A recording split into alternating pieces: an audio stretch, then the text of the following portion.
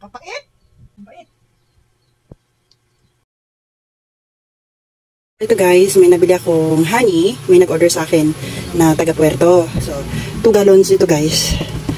Ayan, nakabili tayo ng honey. Pure daw ito, pero hindi ko pa siya natitikman.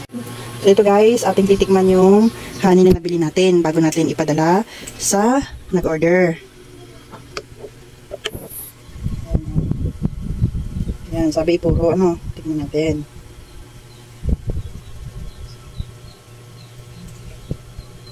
Kapait?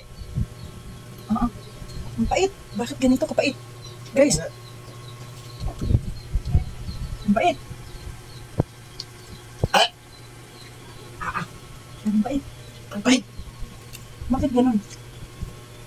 Diyos ko guys, i-deliver ko pa man din ito sa Puerto. Dahil may nag-order sa akin. 2 galon. Ayan, natikman natin guys. Grabing pait. Bakit kaya ganun? Ayan 2 galon yan guys. Bound to Puerto Princesa po yan sana. Pero dahil ganito ang lasa, ibalik natin. Ayan guys, hindi maganda yung lasa ng honey. Grabing pait. Sobrang pait talaga. Ay kaiba yung lasa niya guys, hindi matutolerate yung lasa niya, no? So 2 galon yan, isa lang ang may-ari niyan na nag-order. So mapapahiya ko niyan pag binigay ko. Siyempre, baka ibalik din sa akin.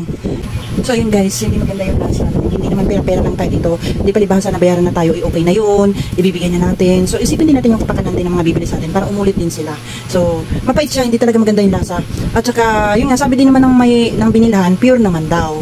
Kaya lang, yun nga yung hindi talaga maganda yung lasa niya. So kailangan lang natin talagang ibalik yan. So binalik na rin naman sa akin yung bayad. And kailangan ko na lang siya ipadala. So ngayon kasi hindi namin mapadala dahil walang masasakyan. Siguro bukas may papadala ko na siya. So ayun lang guys, sa lahat ng mga expert o nakakaalam, sa mas nakakaalam ng mga about sa honey, ano kayang dahilan? Bakit kaya ganun siya kapait? Sobrang pait talaga guys. Kaya parang bunggoy talaga sa lalamunan, no? Hindi talaga siya matolerate. Hindi talaga yung sabing, okay lang, konting pait, okay na yun. Yung mga ganun. Kasi syempre, lalo na ngayon, maulan, baka sa bulaklak din, ng mga inaano ng mga bee, diba? Kaya lang, ito talaga sobrang pait. Tas hindi talaga maganda yung basta, yun na yun. So, comment nyo guys sa mga nakakaalam kung bakit kaya po ganun, ano? Para naman at least may idea ako sa susunod. O may idea kami bakit papait ng bonggang-bongga ito. Basta kung hindi po maganda, hindi natin yan ibibigay sa mga bumibili sa atin. Kasi kasiraan din natin yun. Baka ibalik lang din sa akin, napahiya din ako, diba? So, yun lang po. Share ko lang. Thank you so much for watching. Bye!